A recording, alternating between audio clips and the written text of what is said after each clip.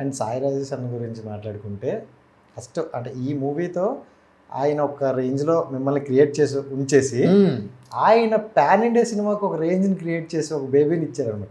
అంటే అన్న ఎక్స్పెక్ట్ చేశారంటే మనతో ఇప్పుడు మీరు నాతో మాట్లాడినప్పుడు మీలో ఉండే భావాలు కానీ మీ థాట్స్ కానీ నాకు అర్థమవుతాయి. సో అలా మీరు ఆయన మాట్లాడేటప్పుడు కానీ ఇలాంటి ఒక బ్లాక్ బస్టర్లు వస్తాయిరా ఈ నుండి ఇంకా బ్యాక్ టు బ్యాక్ అని అనిపించింది.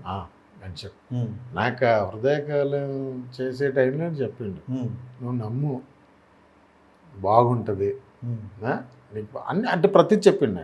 ఇప్పుడు మీరు చాలామంది ఏమంటారు, మీరు ఎలా ఉంటారండి సింపుల్గా, మీరు ఎలా బస్సులో వెళ్ళిపోతే ఎంత షార్డం వచ్చి మీ ఊర్లో ఎలా ఉంటారు, మీరు సైకిల్ మీద, ఇవన్నీ అడుగుతారు.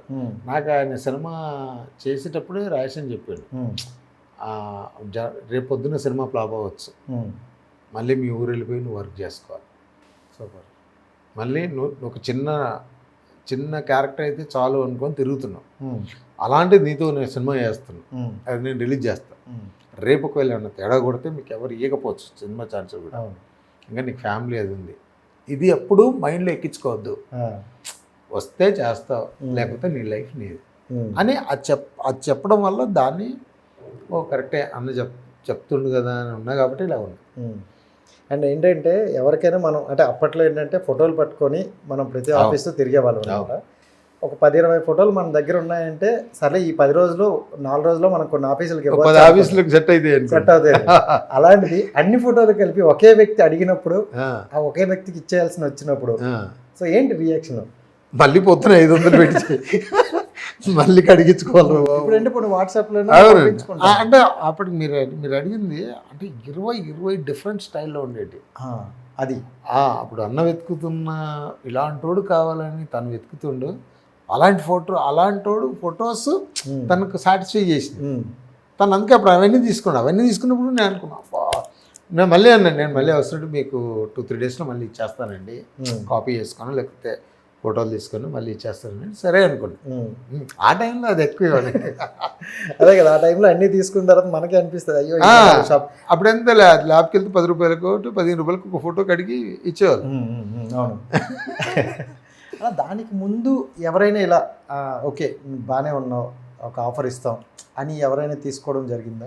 చాలా ఇచ్చారు. అంటే 2-3 ఫోటోలు ఇస్తే బాగుందండి, ఫొటోస్ బాగున్నాయి, మీరు ఇంతకుముందు ఇది అంటే ఇవి ఏ సినిమా వర్కింగ్ స్టిల్స్ అనేవాళ్ళు, అది మామూలుగా తీయించానండి. ఓకే మీరు ఏం చేస్తారు అంటే ఇట్లా నేను గోల్డ్ వర్క్ వేస్తానండి మా సిద్దిపేట, ఓకే బాగున్నాయి చెప్తాం అన్నారు. కానీ చాలా తక్కువ అలాంటివి ఏ అవకాశాలు రాలే, 1-2 వచ్చి చేసే. అలాంటప్పుడు మనకి నమ్మకం పోతుంది కదన్నా. అంటే ఇప్పుడు ఒక 10 మంది మన దగ్గర తీసుకోరు, ఒక్క ఛాన్స్ కూడా లేదు, 11వ కూడా అడుగుతున్నప్పుడు కూడా వీళ్ళు కూడా అడుగుతున్నారు లేరా అనేటట్లు ఉంటుందా? అట్లా అనుకుంటే ఆగిపోతాం, అక్కడే ఆగిపోతాం 100%. ఓకే. నేను పేపర్లో ఆడిషన్స్ అని పేపర్లో యాడ్ వచ్చేది, అక్కడికి వెళ్ళిపోయి ఆడిషన్ ఇచ్చి వచ్చిందండి. పేపర్లో యాడ్ చూసి అడ్రస్ ఇచ్చేవాళ్ళు. అక్కడికి వెళ్ళిపోయి వాళ్ళు ఏదో నెంబర్ ఇస్తే దానికి ఫోన్ చేసి ఆడిషన్కి ఎప్పుడు రావాలంటే రేపు రండి ఎల్లుండి అంటే అట్లా చాలా ఆడిషన్స్ చేశాను. ఎప్పుడు 11వ కాలేదు, 12వ కాలేదు. నువ్వు కావాలనుకున్నప్పుడు 11 కాదు, 100 కాదు, 1000 కాదు, లక్షలు చేసుకుంటూ వెళ్ళిపోవడం.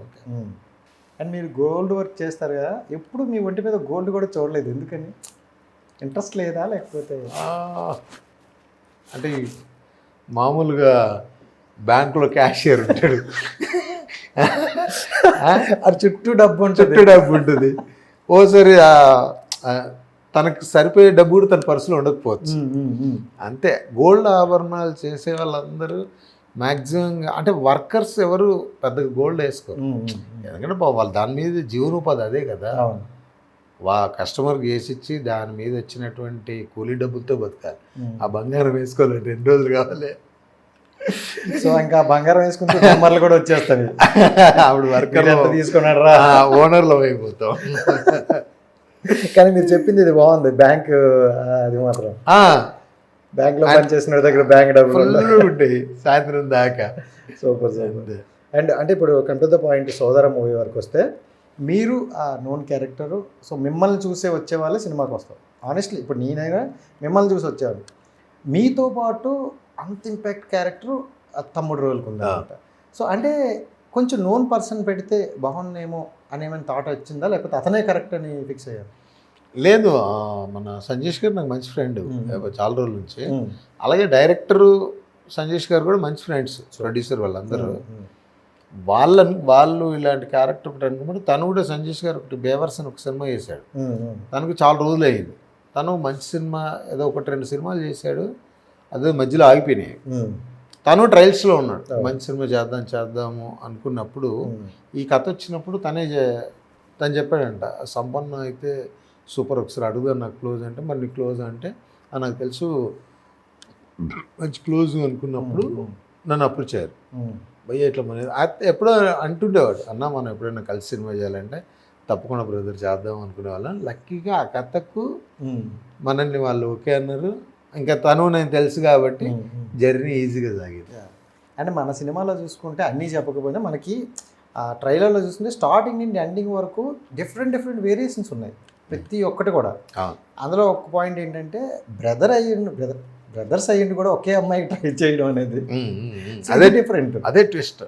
అంతే లాస్ట్లో యాడ్స్తారు చూసావా, తల్లి తిడుతుంది నీకు పెళ్ళి కాదురా అని, ఈ పెళ్ళి ఎలాగైనా ఆపేరు అని నా క్యారెక్టర్ చెప్తుంది, ఎలాగైనా జరగాలని చెప్తాడు. అదో చిన్న డ్రామా. ఆ డ్రామాతో ఆడియన్స్